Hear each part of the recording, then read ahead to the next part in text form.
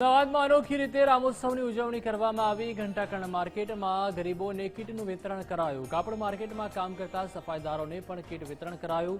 Security guards વિવિધ મજૂરોને પણ કીટ અપાઈ તો 160 કીટનું વિતરણ કરીને રામોત્સવની ઉજવણી કરાઈ। કાગડાપીઠ પોલીસ સ્ટેશનના પીઆઈ પણ હાજર રહ્યા હતા। અમારે અહીંયા આપણે આજે આખા ભારતમાં આખું ભારત રામ ભક્ત છે, એમની પ્રાણ પ્રતિષ્ઠા હતી અને એના ઉત્સાહમાં અમારી માર્કેટમાં ઘંટાકર્ણ મહાવીર માર્કેટમાં બધા કમિટી મેમ્બર, ચેરમેન સાહેબ, વાઇસ ચેરમેન સાહેબ, સેક્રેટરી બધા ભેગા મળીને આ ઉત્સાહમાં અમને કીટ વિતરણનું અમે વિચાર્યું અને એ કાર્ય પૂર્ણ કરવા માટે અમે ભેગા થયા છીએ।